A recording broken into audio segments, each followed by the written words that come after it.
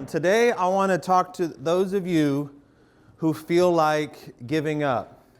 Some of you immediately like, this is the sermon for me. I just knew it. Today God was going to speak to me because there's some things I would like to give up on. There's some stuff, and it's understandable. We all are there. Life can be compounding. It can get heavy, and then there's more, right? Back when we launched Village Heights, Hannah and I, we had one kid and we were trying for another, and it wasn't happening in the timing that we had planned. Lord didn't listen to our plans. And we planted Village Heights, and it's not like we were trying to avoid it. And so we kind of forgot about it. And then like a week later, Hannah's like, I feel funny. Come to find out she's pregnant.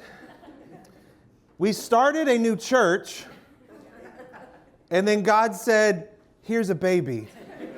That's what you need right now, right?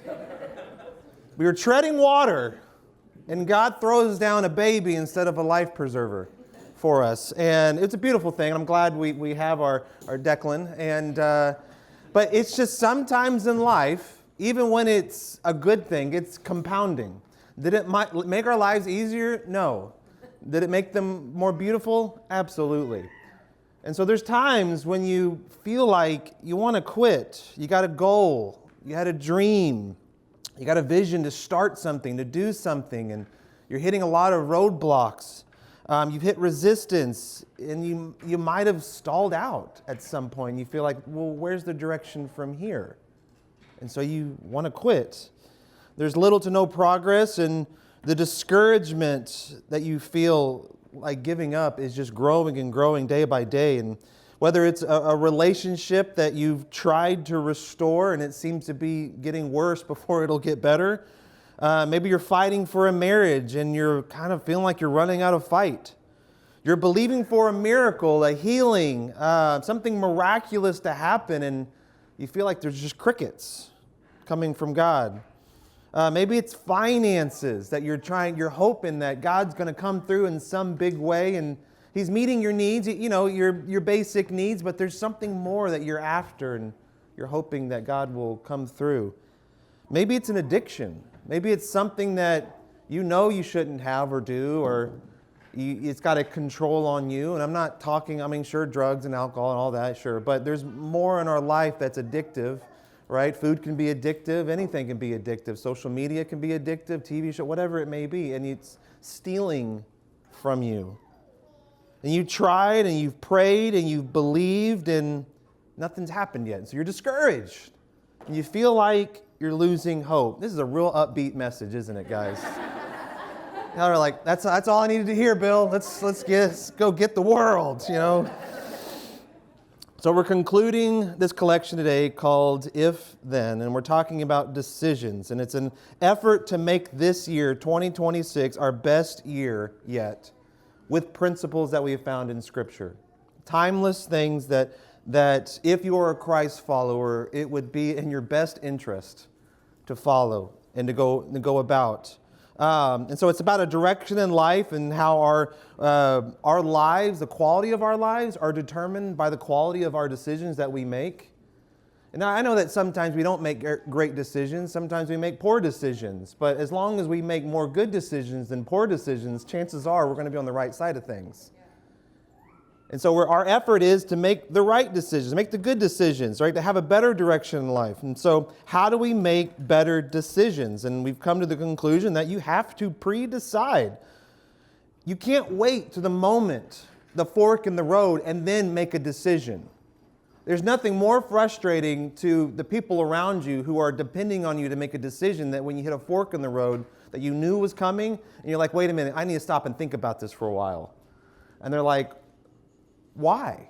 We've been coming towards this. You got to make a choice now. And usually in the moment, choices are governed by emotions and what we feel. Because we don't have any data to back it up. We didn't flush it out. We didn't talk about it. We didn't come up with maybe some wise or some wisdom from someone else to make some wise choices. And so in the moment, although it's possible to make the right choice, chances are you're not going to know until after because you let your emotions decide. And you're like, well, I just won't make a choice. Well, no decision is a decision because somebody's going to decide for you. And they would like to. Oh, trust me, they would like to. You walk into Best Buy, you know what you want, but they would love to make some choices for you. I think you need a new TV today. I don't know, that one you got last year is the old model. I think you need another one. In which if I didn't pre-decide that I wasn't going to buy a TV, I might just go with it. I might go, I think you're right. I might need the newer features to have a happier life. So you have to pre-decide in the moment, pre-decide before that moment that you're not going to be fueled by emotions, that you're going to make a choice. So if this happens, right, if this thing that you were afraid of or thing that if it happens, I have pre-decided, then I will do this. It is a much more wise way to go about your life. And that's easy to start because right now we could go if then, right? And you say, okay, then I'll make this choice. But in the moment and over time, the carry out of it is difficult. We find ourselves in a spot where we need longevity. Because I might have been strong and had very opinionated and knew what I was going to do until I was met with the moment. It's funny to me when I hear people have a lot of opinions on things that they don't even have to deal with themselves, right? Other people's lifestyles and choices that they have to go through. Like, well, I would never. I'm like, well, you're never there in that situation. So what does your opinion even mean anyways? So somebody's feeling that today. Woo! All right. Y'all, this is a good church. Y'all head on out. I think that's what I'm looking for. It's easy to start, but hard to finish. And I say hard to finish because when you're in the moment, there's more emotions and more people affected than you know. They have stories as well and reasons why they might do things and want things, even though it might not be the healthy thing. They got a reason, and your heart begins to bend, and the facts become gray. They're not as black and white anymore. And so, pre-deciding and sticking with it. It's easy to start. It's hard to finish, right? But this idea, right, is more important than most of us understand. So many unfortunate circumstances could have been avoided in life, in your life, and in the world's life, and in history, if they just would have said, if this is going to happen, then I'm going to do this. If they would have pre-decided that I'm going to stand firm and do what's right with wisdom. They would act with less impulse, less emotion, right? More wisdom would be great. So more favorable life is achievable if you just stick with it. And there's people that you look up to, that you want to emulate. You say, I want to be like them. Chances are those people that kind of rise above, right, the cream of the crop, as they would say, chances are they have a little bit of stick-with-itness inside of them. And whatever the thing is that they're good at, they stuck with it.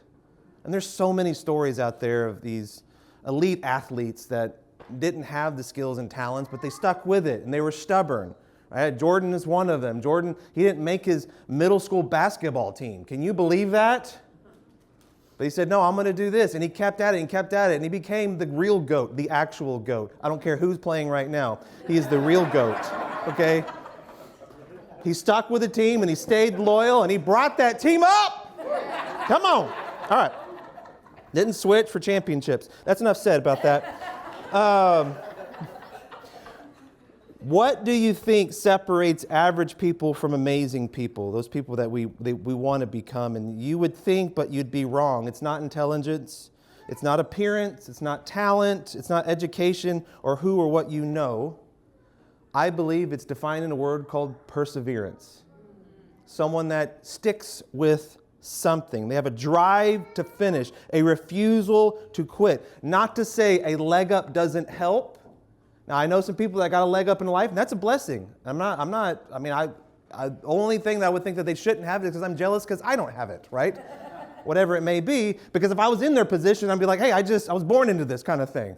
That's good, right? It's good to have a leg up, but that is not the final. It's not an absolute. I've seen some very gifted and talented and smart people fail really hard. But I've also seen some people who started out life behind. They were started out life in a way that they didn't have all the resources, not even basic resources. And because they stuck with it, they rose to the top. They reached their goals. They made a difference, right? They ended up winning because they had some stick-with-itness. So why do successful people succeed? Teachers, military, business, politics, churches, whatever it may be, spelling bee champions. How do they succeed? A little something called grit. They decide, come hell or high water, I'm going to do this. I'm going to work at it. I'm going to fight at it. It's a strength of character that refuses to quit.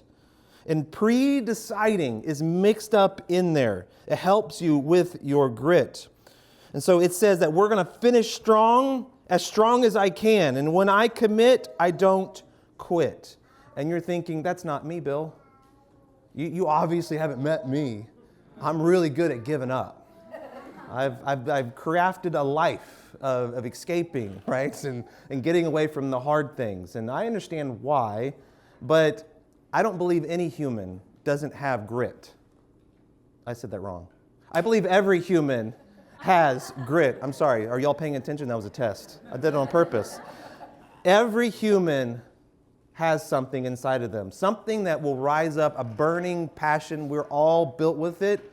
You just might have extinguished yours or close to it because of life, thinking that you're not able to, that you don't have it, right?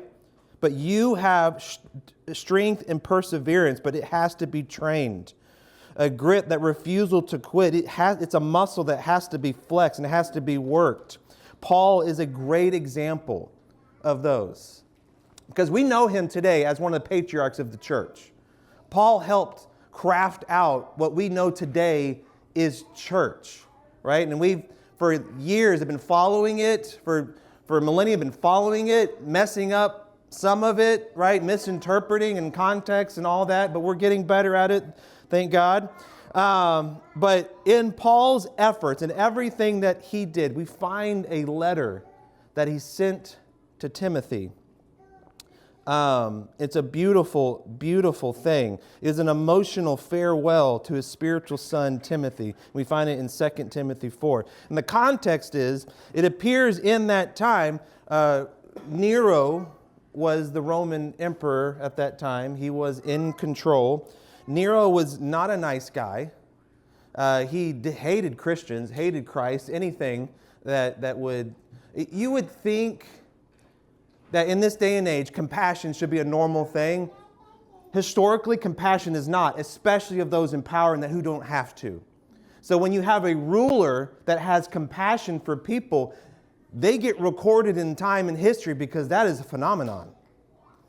Nero was not recorded for those things. He was evil. If it was up to him, he would have tortured Paul.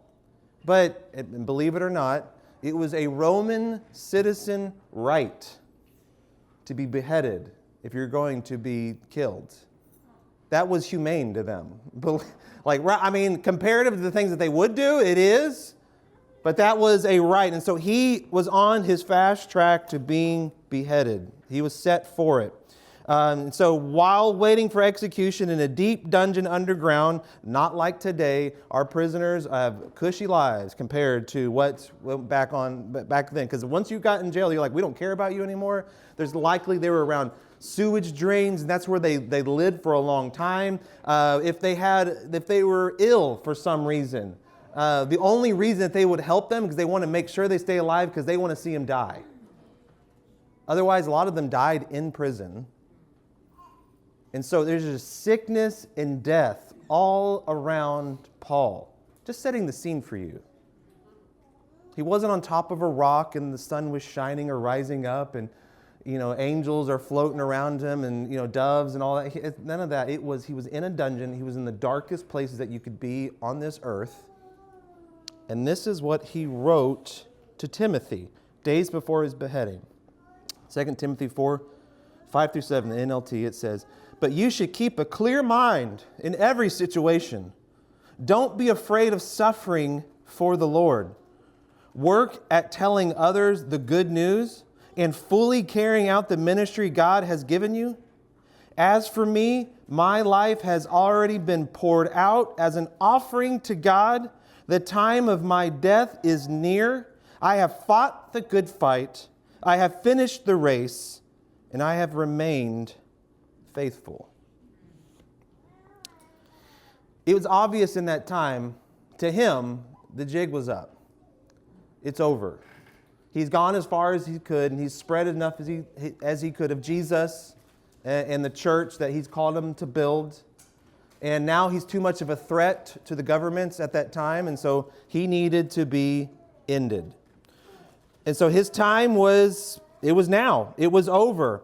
But instead of saying, I don't want to die, I don't deserve this, I want to give up, I renounce everything, please bring me a clear glass of water, please.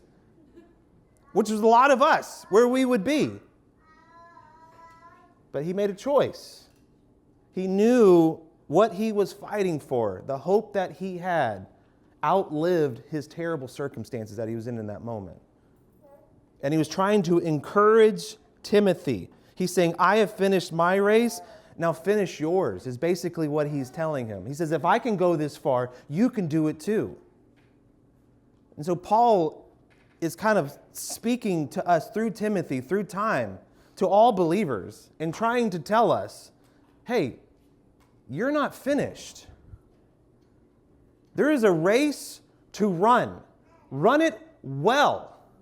And I hope that at the end of your run, you'll be as satisfied as I am. Even though I'm in a dungeon, I'm still happy and joyful knowing that I ran the race well.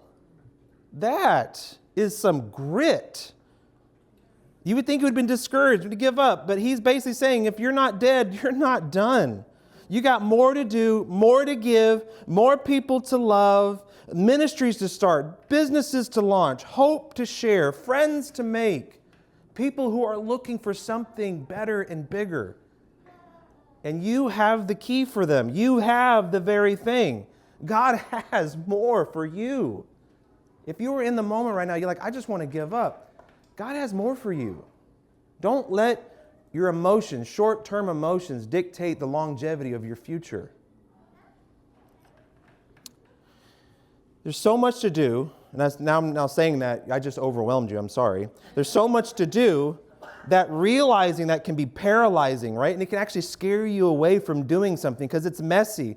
And that mess makes us hesitate because we don't want to be caught in the mess. And I get that. I'm with you. I don't want to be caught up in people's messes unnecessarily. That does not sound fun to me. I want to stay away from the messes. I want to be comfortable. That's what my body tells me. But that's not what I've been called to. To those people who think that I feel shamed by it, and I don't think that I can, I'm scared of it, and you're like, I don't know where to begin, I would say do for one what you wish you could do for all. Start there. I'm not telling, if you're like, man, homelessness is really a problem to me. I want to help people who are unhoused, and I want to help them find a future, or kids who don't have proper families. I want to foster. I want to try to give them some love they haven't felt before and some purpose in their life. You say you want to do these things, and you're like, but I can't. I'm paralyzed because there's so many of them, and I don't know what to do for all. Just choose one. Just pick one. If every people that says they're Christian out there in the world, if they would do as love others as Jesus has loved us, and they would take it on, they tell us, this is statistics, that they tell us that there wouldn't be any orphans. If every Christian out there wouldn't be enough to actually go around. There's enough Christians out there. They would be fighting over them. It would be a weird sight to see. So think in this moment, what have you not finished? What haven't you finished that God prompted you to do? It's not finish season 4 of whatever show you're watching on Netflix. It's not that. What is that thing inside of you that I feel God pushing me towards this, and you've avoided it because you don't know where to begin, or it's insurmountable. You almost can't handle it. Through John, Jesus speaks to us in Revelations. Jesus spoke to John, and John put pen to paper, and he was inspired by God. And you're like, well, that doesn't make sense. Why doesn't it happen today? I don't fully understand it, how that happened, but I'm glad it did. And how do we know that was actually Jesus? Well, a lot of it lines up with what Jesus said. It can be verified in the Gospels that it aligns. You can see his personality just like we do today. But that's how we figure out who authors are. Right? And you're like, well, does this align? Like, do they talk similar? Do they talk the same? And the things that he was saying, nobody would say. This would not have been really an encouragement back then because it's not exactly the news that they want to hear. But through John, Jesus is speaking to us. First, he spoke to, we're going to talk to the church in Sardis. It's Revelations 3, 1 through 2. And this is what it says. To the angel of the church in Sardis, angel also meaning messenger. You can say saint, you can say pastor, whatever it is. Whoever is in charge of making sure spiritual things are happening in the community. To the angel of the church of Sardis, write this, right? And so these are the words of him who holds the 7 spirits of God and the 7 stars. That is reference to the tribes and the churches in that area. And it says, I know your deeds. You have a reputation of being alive, but you're dead. Wake up. Strengthen what remains and is about to die, for I have found your deeds unfinished in the sight of God. See, the church, generality of it, the church of Sardis, they had a strong reputation of being a follower, but spiritually stagnant. They were very religious. They had a strong reputation, but weak in reality. They were complacent, and they would fall asleep. They would be asleep to just life, right? Because they're too busy enjoying it, because they had some good times rolling. Again, religiously active, but spiritually stagnant. But there was still hope there. And there are some that remained active and strong in the faith and doing what God had called them to do. And I think that's a good parallel to where we live in the American church today. Very religious. Oh man, do we have some religions that are built? They're built so well, there's conspiracy theories circling them, right? It's like mystery. How do they get so powerful, right? Because we're pulling at strings. Built really well, very religious. Spiritually, in connection to God and listening, not so much, because their behavior is not becoming of what the scriptures I read about Jesus. And so that tells me they're spiritually stagnant. They might be able to religiously go through the directives of it and follow the right rules. And as society and the culture, they can put the stamp of approval saying that, hey, I've done all the things that I'm supposed to do. But are they actually loving and serving others? If they are not, I would say that they're spiritually stagnant. So a fairly, I think, good parallel to us in the American church is the church of Sardis. And Jesus is trying to prod them into action through John's word, through this letter. It's like they're doing a victory lap when the game is still going. They've done a good job of spreading the church there and setting it up, and now it's so comfortable in this city amongst the Christ followers that they're just like, whatever. And God's like, I have some things I've asked you to do, and I need you to do them. Do them. And he's prodding them. He's trying to push them. He's trying to tell them to wake up and finish the calling. It's not far, again, from our current affairs as a church and religion in general. A well-planned, again, and executed, but largely ineffective at its intended mission. If the church in America was actually being the church that God called it to be, all the government programs that we hate would not be needed. All the government programs that all do help people, but largely they're problematic. They're broken. And some people abuse the system, right? And that hurts the system and all of these things. And it comes down to a molecular level of being able to, that's the biggest problem, because you can't look at a general millions of people and go, I got a blanket solution for all of you. Because every one of them have their own issues and problems, and it's unique and it's messy. And it takes some hands-on effort, people getting into the mess with them and saying, I'm not just going to throw something at you and hope that you figure it out, but I'm going to walk with you through this and help you figure this out. It's a big difference in that. That's not even my notes. That was just free. There you go. And so when it comes down, it's not something that everybody can solve. It's too overwhelming. And so we say to ourselves, let somebody else who's better at it do it. There's somebody else out there and I'm not asking you to fix all of them. I'm asking you to do what for one, what you can do for all. And so, what is your unfinished business? Is it a healing a broken relationship? Is it to share your faith? Is it to give what God told you to give? Is it to finish a degree? Is it to start a hobby? Is it to serve? Is it to start a ministry, to launch a business, drop 20 pounds, maybe apologize to that person that you know you should apologize to a long time ago? See, the issue is time. That's the real problem here, because time is hard. We can't control time. We can't rewind it. We can't fast forward it. I used to think that I could time travel as a kid, because if I took a nap in the car, we would just instantly be where we wanted to be. That was time travel to me. But the truth is, we can't reverse it or outrun it. The only way to compete with time is to create something lasting. I could say one word and you all instantly know what I'm talking about, but none of us really can say exactly what it is. We have guessed how it got there, but the pyramids. Everybody in here knows about the pyramids. If you went to school, they told you about the pyramids. And then you left school and they're like, don't worry about the pyramids. They could have taught us taxes in the time they were telling us about pyramids, but they told us all about the pyramids. Because it was lasting and crazy and wild, and we can't believe we would have a hard time building those today, but they did it. And the timing wise, it was actually like 500 to 800 years before Abraham.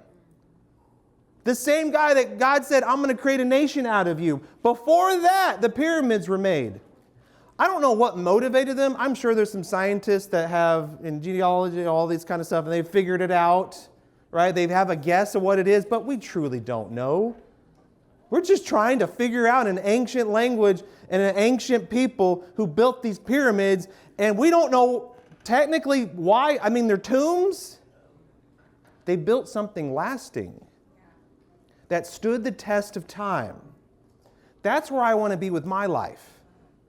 I want to build something lasting that can stand the test of time. You do that by every day choosing it, pre-deciding. It doesn't happen by accident. They just didn't oopsie and the pyramids are there. No, it took intentionality through generations. But I hope that my life and my faith can have that same impression. I want to be able to leave. I want to have a positive ripple effect that cascades through the genealogy of my family, through my kids. I want to have an effect in such a way that, I don't know, my great-great-great-grandkid might hear about me, or at least feel a part of my spirit and what I have done here now ripple through our family, through my kids. That is building something that lasts, but it takes a lifetime to do that. Some seeds I'll never get to see blossom, yet I will affect my descendants for something bigger. Here's Paul's advice to us. 2 Corinthians 8:10 through 11, he says, here's my advice. Here is my advice. It would be good for you to finish what you have started a year ago. Last year, you were the first who wanted to give, and you were the first who began doing it. Now you should finish what you have started. Let the eagerness you showed in the beginning be matched now by your giving. Give in proportion to what you have. In this portion of Scripture, he is challenging the church of Corinth. He's saying, hey, you came out eager, and you're doing great. It looks like you're losing some steam, though. Why don't you re-up the eagerness you started with? This is great advice if you're doing something hard. To remind yourself, oh yeah, there's a reason why I began this and why I was excited about it. I'm going to relive the eagerness that I had in the past. I'm going to get after it. And some of you are thinking like, okay, that's great. I want that eagerness. I want to be able to jump in, but just tell me what to finish. It's not that you aren't willing to cooperate, but you don't know what it is. Is it this or is it that? And sometimes I think just the right amount of questions will help you find it. This is my paper roll argument. Anybody have an argument about paper rolls in your family, of how they roll? Is it in the front or is it in the back? Front, yeah, see, front, back, front. Okay. My judgment of this issue my mind of it is that both of them serve the same purpose. Okay, if they're both serving the same purpose, both directions, now really what is it? What's the difference? Oh, there's a distance, right? One is closer to the wall and one is not. Some of you don't like touching the wall when you go to grab your toilet paper. I mean, test it out. Test the theory. You don't want your fingernail to catch the wall as you're grabbing toilet paper, right? Because that's disgusting. Because you think about the other people who touch the wall. I'm just being real with you guys, okay?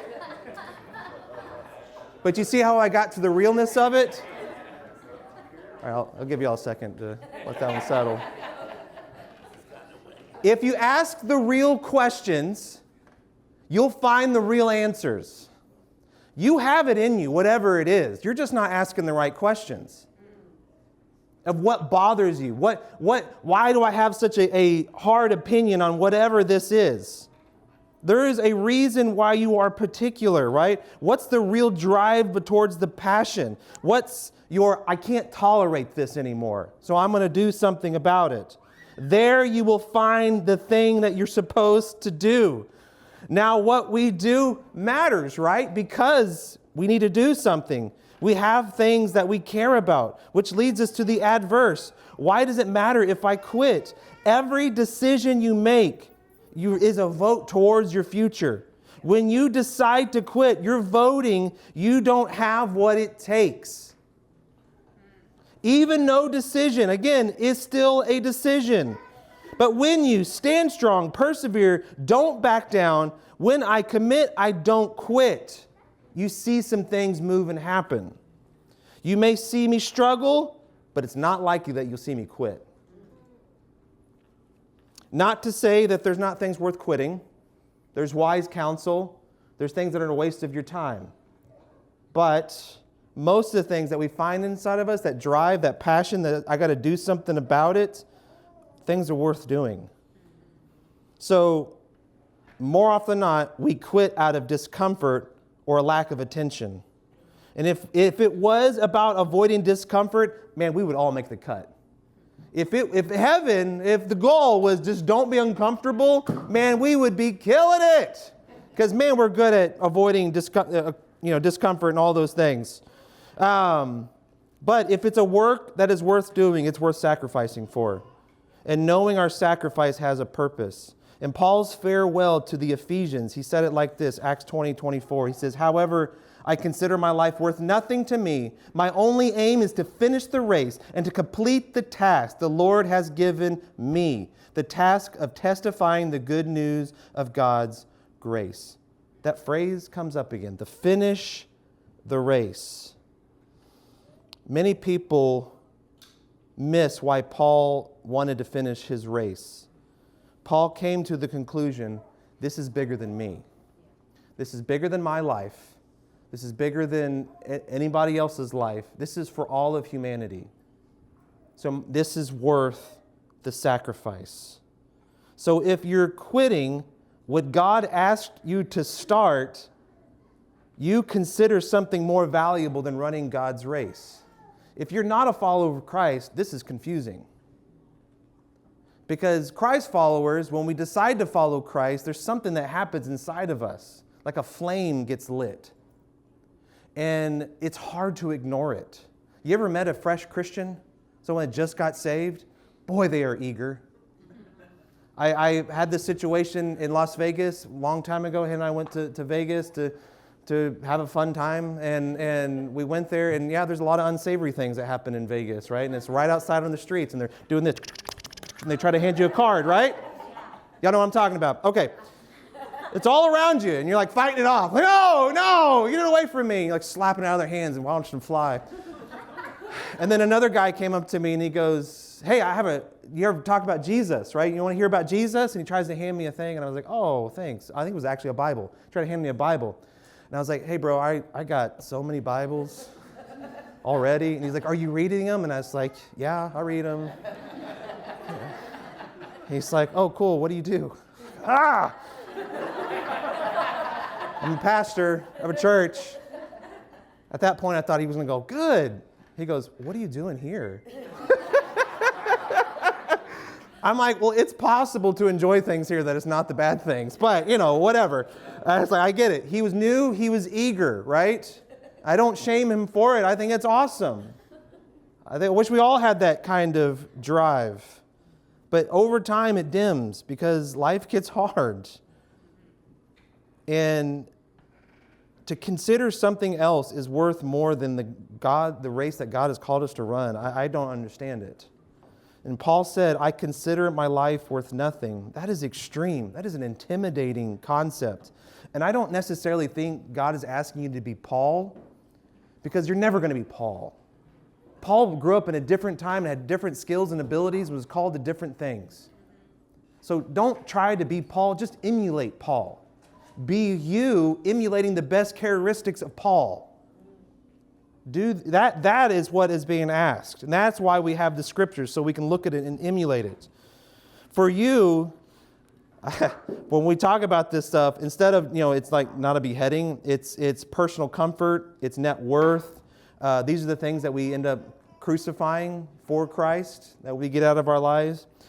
People's opinions, people's personal hopes and dreams, sometimes that are selfish, and all are in relation to God's calling, the race.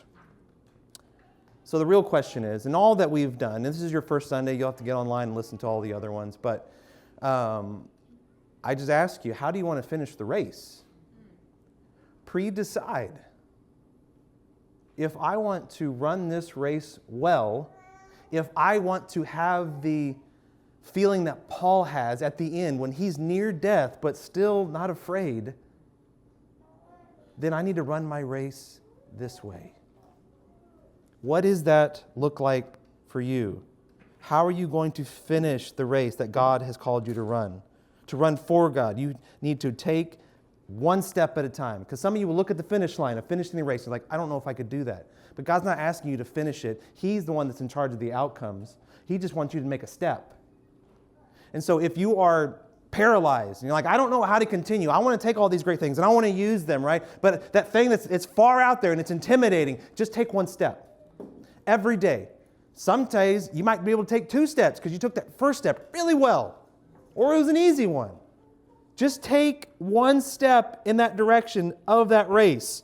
You don't have to finish today. You just got to take the next step. So pre-decide when you commit that you're not going to quit. Say another prayer, make another call, give another gift, send another email, run another mile, memorize another verse, take another lesson, ask for another meeting, talk to your children again, pray that God for that person again, forgive again if you have to, dream again if you need to, and decide that when I commit to it, I'm not going to quit. In Philippians 1:6, being confident of this, that he who began a good work in you will carry it out to completion until the day of Christ Jesus. That's for each and every one of you. If you are devaluing yourself and saying, well, it can't be me. No. God has given you a specific calling on your life. Sometimes it works in tandem with your spouse. Sometimes your family get involved. Sometimes not. But God has put a specific calling on your life, a good work to carry out. And if you don't carry it out, who else will? Hopefully God will send someone else. Hopefully. Jesus has begun a good work in you. Don't ditch the good work just when it's starting to make an impact. Small or large, it's all pleasing to God. So for 2026, all I'm asking you to do is make a step every day. Make a step in the direction that God has called you to go in. Before you know it, you'll be running. And you'll be, how was this ever slow? And you'll be asking, Lord, can it slow down a little bit? Because when you begin to gain speed, God comes along and runs with you to whatever that calling is. So find your grit. What is that thing that bothers you at night and keeps you up that is happening to humanity? I'm not saying you got to run out there and get social media and start an account and and get the news involved or anything like that. But just make a step tomorrow. Make a step today if the opportunity provides itself. I'll give you today. You can have off today. If that's Lord willing. But make a step. Ask the right questions, and if you don't know the right questions to ask, ask me. I'll help you. Ask somebody else. They will help you. Find your grit. Work on your if-thens. And I guarantee you, believer or not in Jesus, your year will be the best year yet. Let's pray. Lord, this is big. It's big. There's a lot of things going on.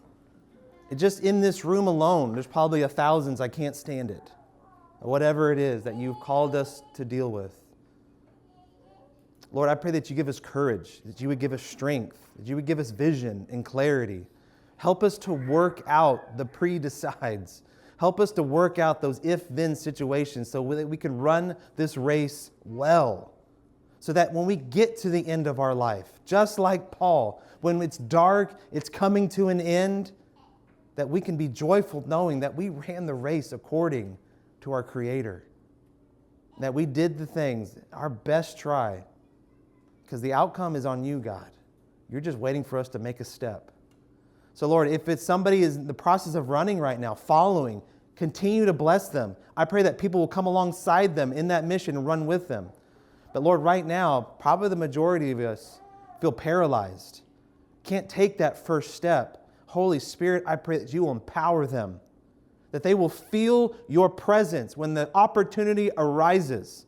And it will be so overwhelming that maybe they begin to shake. Maybe their adrenaline kicks in because their body's reacting to the presence of God.